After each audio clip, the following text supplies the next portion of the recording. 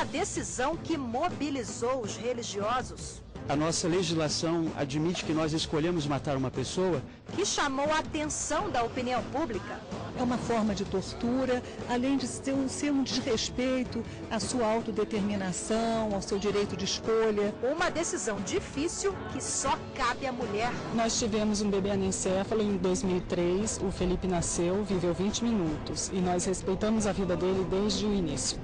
Sofreu a gravidez inteira, aí eu preferia interromper logo. O programa Grandes Julgamentos do STF de hoje é sobre uma decisão histórica do Supremo, um dos julgamentos mais importantes do primeiro semestre de 2012.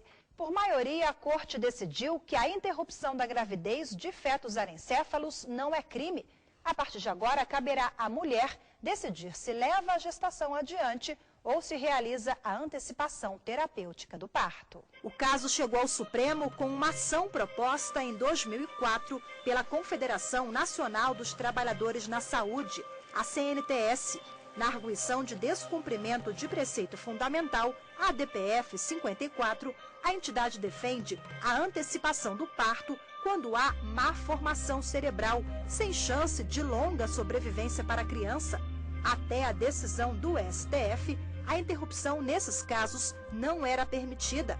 De acordo com o Código Penal brasileiro, o aborto é crime, exceto se houver estupro ou risco de morte da mãe. Interromper a gestação no caso em que o feto não tem vida potencial não configura a hipótese de aborto tal como descrita no Código Penal e, portanto, deve ser uma faculdade da mulher, um direito da mulher, independentemente de autorização judicial.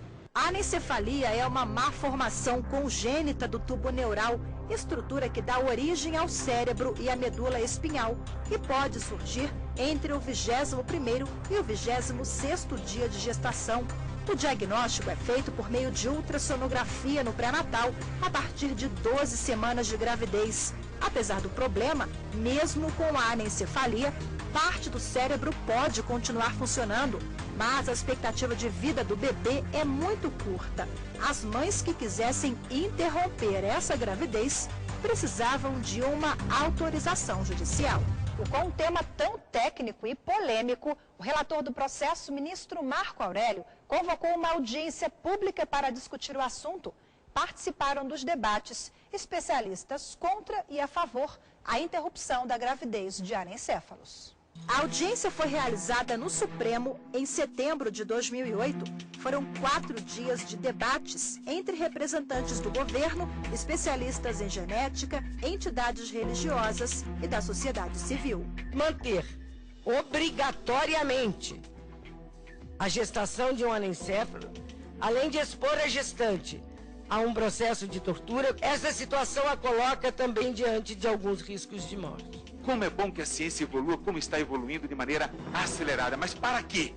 Para produzir a morte como solução ou para intensificar a melhoria da qualidade de vida? Nós sairemos muito mais munidos de elementos e sem elementos, sem fatos, não há julgamento. 4 anos depois da audiência pública, em 2012, o processo começou a ser julgado pelo plenário do Supremo. Um dia antes da primeira sessão que discutiu a ADPF 54, religiosos se uniram em frente ao tribunal para tentar sensibilizar os ministros. O grupo de católicos celebrou uma missa na Praça dos Três Poderes. Todo mundo tem direito à vida, todo mundo tem direito igual. Bate coração, coração pode bater. Oi, bate coração, que eu morro de amor com muito prazer. No dia seguinte, no grande dia do julgamento, as manifestações continuaram.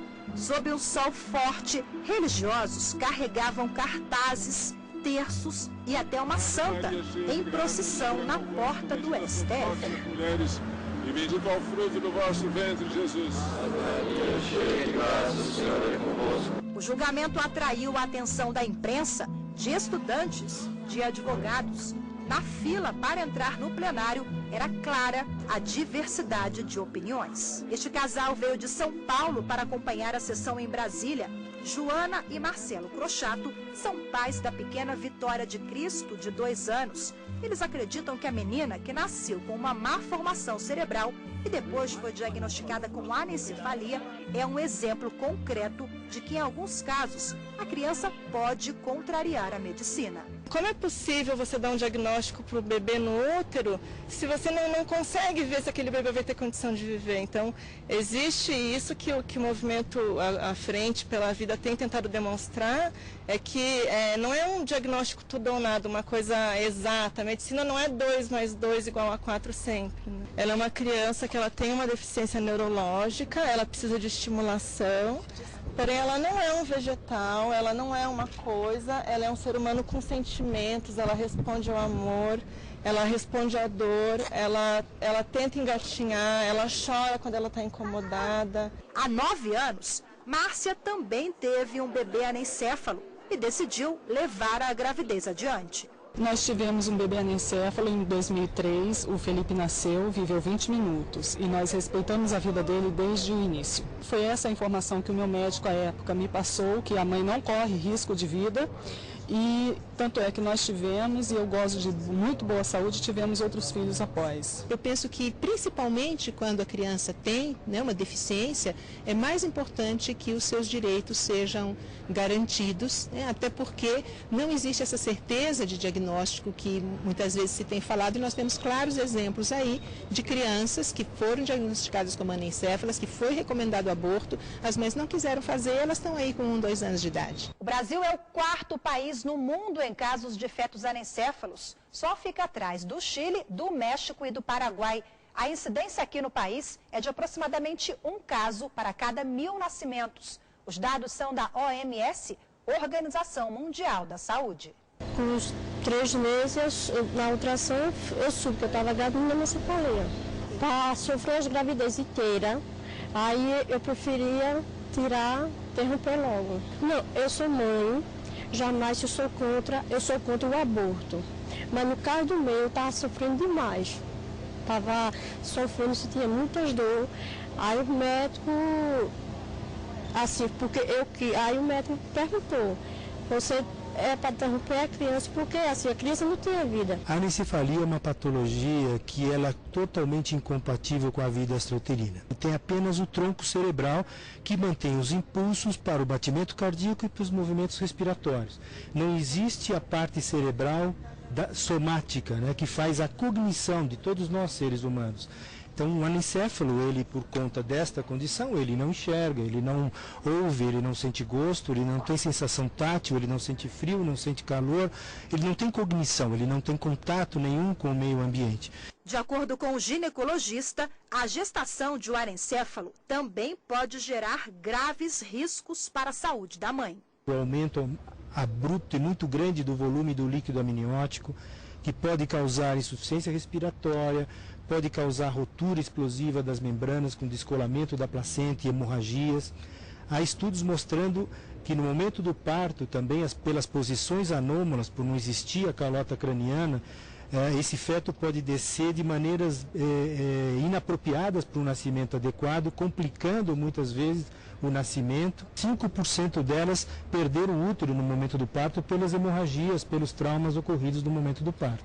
Se nós começamos a descriminalizar um aborto de crianças com má formação, o que nós vamos fazer amanhã ou depois com aquelas outras crianças que nós já identificamos com algum problema de saúde e que com certeza sempre é uma provação para a mulher. É melhor que ela dê, digamos assim, um enterro digno do que ela mate o seu filho, né? Uma questão polêmica e muito difícil de ser decidida, em pauta direitos fundamentais, como a dignidade humana e o direito à vida. Obrigar a mulher a prosseguir na gravidez fere, a meu juízo, seu direito à liberdade reprodutiva. Não se cuida de vida em potencial, mas de morte segura. Não há ninguém que tenha qualquer outra preocupação que não seja rigorosamente a vida e a dignidade da vida, com a visão que cada um tem de mundo e da própria vida. Não saia daí, porque no próximo bloco você vai acompanhar a votação de todos os ministros que participaram desse julgamento histórico no plenário do Supremo.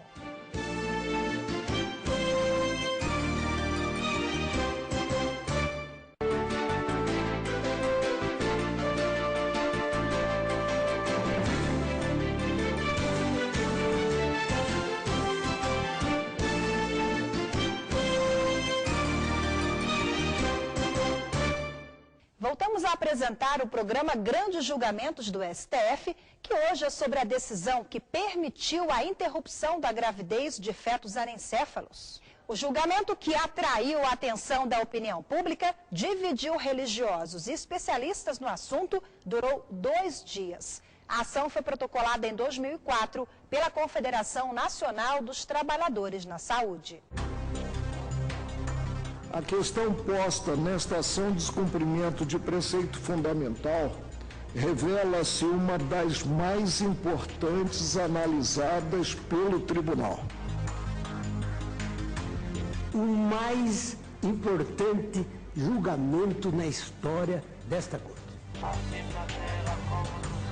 Hoje, perante este tribunal, está em jogo uma questão decisiva. O advogado Luiz Roberto Barroso, que defendeu os interesses da Confederação Nacional dos Trabalhadores na Saúde, a CNTS, sustentou que a interrupção da gravidez nesses casos não é aborto. Constitui um fato atípico que está fora da incidência do Código Penal. A definição de aborto do Código Penal pressupõe a potencialidade de vida extrauterina. O feto anencefálico não terá vida extrauterina. O direito brasileiro não tem uma definição do momento em que tem início a vida, mas tem uma definição do momento em que ocorre a morte. É quando o cérebro para de funcionar. Pois no feto anencefálico, o cérebro sequer começa a funcionar. E, portanto, não há vida em sentido técnico, em sentido jurídico. Esta mulher grávida de um feto anencefálico, ela não sairá da maternidade com um berço. Ela sairá da maternidade com um pequeno caixão e terá que tomar remédios para secar o leite que produziu para ninguém. O diagnóstico da anomalia do feto e a impossibilidade de sua sobrevivência fora do útero já acarretam, em regra, um sofrimento profundo para gestantes e suas famílias. A proibição de interrupção da gravidez nestas trágicas circunstâncias tende a agravar e prolongar injustificadamente essa dor. Em seguida, o relator do processo, o ministro Marco Aurélio, começou o voto ressaltando que o Brasil é um Estado laico e que o direito não se submete à religião. Concepções morais religiosas, quer unânimes, quer majoritárias, quer minoritárias, não podem guiar as decisões estatais, devendo ficar circunscritas à esfera privada. Paixões religiosas de toda ordem hão de ser colocadas à parte na condução do Estado. O relator defendeu que o anencéfalo não tem direito à vida porque não existe vida em potencial. O anencéfalo é um morto cerebral que tem batimento cardíaco e respiração. O anencéfalo jamais se tornará uma pessoa. Em síntese, não se cuida de vida em potencial, mas de morte segura. O embrião é o embrião, o feto é o feto, e a pessoa humana é a pessoa humana, donde não existir pessoa humana embrionária, mas embrião de pessoa humana. Para o ministro Marco Aurélio, ainda que exista a tese de que haveria o direito à vida intrauterina, esse direito não pode se sobrepor a outros, também garantidos pela Constituição Federal. Tal direito cederia, em juízo de ponderação, em prol dos direitos à dignidade da pessoa humana, à liberdade no campo sexual, à autonomia, à privacidade, à integridade física, psicológica e moral e à saúde. O relator foi seguido por 7 ministros. Apenas 2 votaram contra o direito da mulher de interromper a gravidez de fetos anencéfalos. O único que não participou do julgamento foi o ministro Dias Toffoli, que se declarou impedido. Obrigar a mulher a prosseguir na gravidez fere, a meu juízo, seu direito à liberdade reprodutiva, pois não há interesse social concreto em tutelar uma vida que não vai se desenvolver socialmente. Não há que se dizer que existe interesse em proteger um ser que se mostra inviável em suas condições biológicas. Proteger o feto é proteger, na verdade, uma percepção moral difusa por um meio evidentemente ineficaz. Proteger a mulher é garantir concretamente a sua liberdade de escolha sobre o seu papel reprodutivo. Um bebê anencéfalo é geralmente cego, surdo, inconsciente e incapaz de sentir dor. Com essa deformação, é necessária a realização da prática da cesariana. É impossível se realizar um parto normal. Por isso que aquela cicatriz fica para o resto da vida e é uma lembrança indelével dessa tragédia que essa mulher vivenciou. Por que punir essa mulher que já padece de uma tragédia humana que, em regra, são insensíveis às pessoas que não passaram por ela? Não sei se foi coincidência, mas todas as pessoas que eu ouvia que eram contra essa eventual decisão de descriminalização tinham crianças sãs nas suas casas. A ministra Carmen Lúcia, assim como outros ministros, também chamou a atenção para o objeto da ação que estava sendo julgado. Este Supremo Tribunal Federal, nesta tarde, não está decidindo nem permitindo o aborto. O que estamos deliberando é sobre a possibilidade jurídica de uma pessoa ou de um médico ajudar aquela pessoa que esteja grávida de um feto anencéfalo, de ter a liberdade de fazer a escolha sobre qual é o melhor caminho a ser seguido. Não é escolha fácil, é escolha trágica sempre. É a escolha que se faz para continuar e para não parar. É a escolha do possível dentro de uma situação extremamente difícil.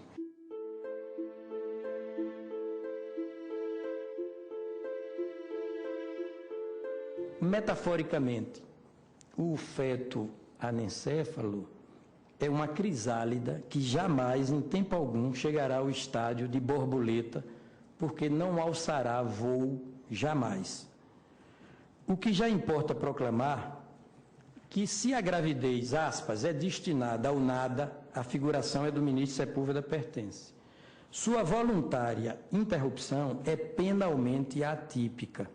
Se a criminalização do aborto se dá como política legislativa de proteção à vida de um ser humano em potencial, faltando essa potencialidade vital, aquela vedação penal não tem como permanecer. O aborto do feto anencéfalo tem por objetivo princípio zelar pela saúde psíquica da gestante, uma vez que desde o diagnóstico da anomalia, que pode ocorrer a partir do 3º mês de gestação até o parto, a mulher conviverá com o sofrimento de carregar consigo um feto que não conseguirá sobreviver, segundo a medicina afirma, com elevadíssimo grau de certeza. De modo que a não inclusão na legislação penal dessa hipótese de excludente de ilicitude pode ser considerada uma omissão legislativa não condizente com o espírito do próprio Código Penal e também não compatível com a Constituição. A presente controvérsia jurídica, ainda que impregnada de evidente interdisciplinaridade temática, não pode nem deve ser reconhecida como uma disputa entre Estado e Igreja, entre poder secular e poder espiritual, o que vem sendo acentuado nos diversos votos que compõem a corrente majoritária, é que a noção de antecipação terapêutica de parto não se subsume ao conceito normativo de aborto. 8 ministros votaram a favor e 2 contra. O ministro Ricardo Lewandowski foi o primeiro a abrir divergência. Para ele, ao decidir sobre o tema, o Supremo estaria invadindo a competência privativa do Congresso Nacional. Caso o desejasse, o Congresso Nacional, intérprete último da vontade soberana do povo, considerando o instrumental científico que se acha há anos sob domínio dos obstetras, poderia ter alterado a legislação criminal vigente para incluir o aborto dos fetos anencéfalos dentre as hipóteses de interrupção da gravidez isenta de punição. Essa propositura, a qual busca estabelecer requisitos mínimos para o aborto voluntário de fetos anencefálicos, seja isento de punição, tarefa, seja-me permitido insistir, totalmente estranha à competência de uma Corte Constitucional, continua sob a soberana apreciação das duas casas que compõem o Congresso Nacional. Ele foi seguido pelo então presidente da Corte na época do julgamento, ministro César Peluso. Eu não digo que isto envolva conceitos religiosos, mas envolve mais do que isso.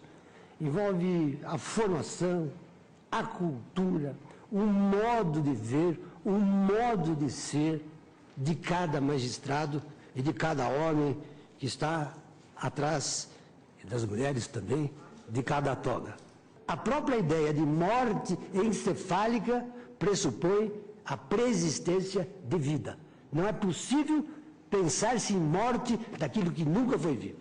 Mas o simples e decisivo fato de o anencéfalo ter vida e pertencer a esta imprevisível espécie humana garante-lhe em nossa ordem jurídica, a meu sentir, o devido respeito, apesar da deficiência ou mutilação apresentada para induzir o horror ou atrair a adesão irrefletida à proposta de termínio sob as vestes de monstruosidade, que nem por isso, com este nome, lhe rouba a inata dignidade humana, nem o transforma em coisa ou objeto material desvalioso ao juízo do direito e da Constituição da República. Todos estão preocupados com o direito à vida. Quem é contra, quem é a favor, quem se pronunciou na audiência pública de uma forma ou de outra, não há ninguém que tenha qualquer outra preocupação que não seja rigorosamente a vida e a dignidade da vida, com a visão que cada um tem de mundo e da própria vida. A partir da decisão, o procedimento pode ser feito sem prévia autorização judicial, desde que a doença seja diagnosticada por um médico habilitado. E a decisão do Supremo, eu acho que vem suprir, né, essa interpretação legislativa à luz dos princípios da Constituição brasileira, que é o respeito à dignidade da pessoa humana, né, o banimento da tortura e de outras formas degradantes e cruéis, né, que significam obrigar alguém a suportar uma dor que uma pessoa comum, um comum mortal, não teria condições de suportar. Vamos agora para um rápido intervalo, mas não saia daí porque o programa volta em instantes.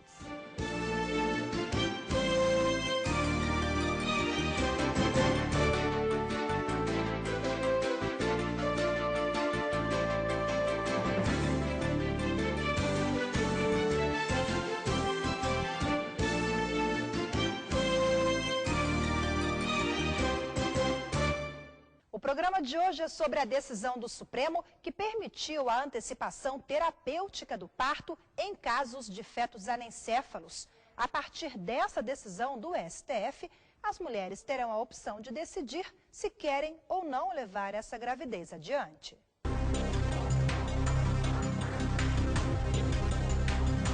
Imagina você estar ali gestando um bebezinho e você saber, enquanto está todo mundo preparando o quartinho, está todo mundo arrumando roupinha, pensando em nome, você vai ter que pensar no atestado de óbito, você vai ter que pensar, né, no caixãozinho e etc. Então, eu acredito que essa é uma decisão tão difícil, tão dura para a mulher, que só ela pode decidir, só ela pode. Claro que há uma vida a ser tutelada, mas essa vida não tem viabilidade extrauterina.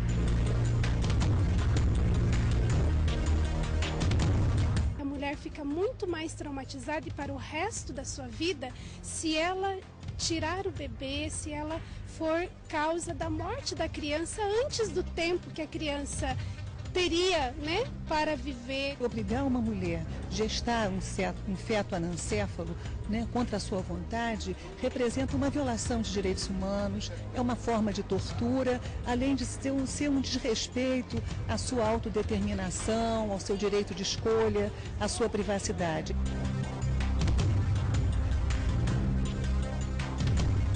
Nós nós podemos escolher matar uma pessoa no Brasil? A nossa legislação admite que nós escolhemos matar uma pessoa? Se eu desejar matar alguém, eu posso fazê-lo? A nossa legislação permite isso? Essa é a questão. Numa sociedade democrática e plural, todas as pessoas têm o direito de manifestar o seu ponto de vista e têm o direito de tentar conquistar adesão para o seu ponto de vista. A única posição que nós achamos ruim é, num debate de valores e de ideias, um dos lados poder invocar o poder coercitivo do Estado e criminalizar a posição do outro, a posição diferente. Isso é uma visão intolerante da vida, uma visão autoritária da vida. E com a decisão do Supremo, a expectativa agora é que o parlamento brasileiro assuma o papel dele de legislar sobre o assunto. Atualmente tramitam no Congresso Nacional 2 projetos de lei sobre o aborto, mas nenhum deles tem data para ser votado. O primeiro projeto, apresentado em 2004, de autoria da deputada Jandira Fegali, isenta de pena a prática do chamado aborto terapêutico em casos de anomalias do feto. Ele aguarda parecer desde 2005 na Comissão de Constituição e Justiça da Câmara. O outro projeto do senador Mozarildo Cavalcante, que também está parado no Senado, autoriza o aborto no caso de fetos anencéfalos em gestantes que queiram interromper a gestação. É fundamental, então, que haja esse tipo de ação no Congresso e espero que a decisão do Supremo estimule, inclusive, esse processo decisório. O Grande Julgamentos do STF fica por aqui, mas não perca no próximo programa mais uma grande decisão do Supremo. Até lá!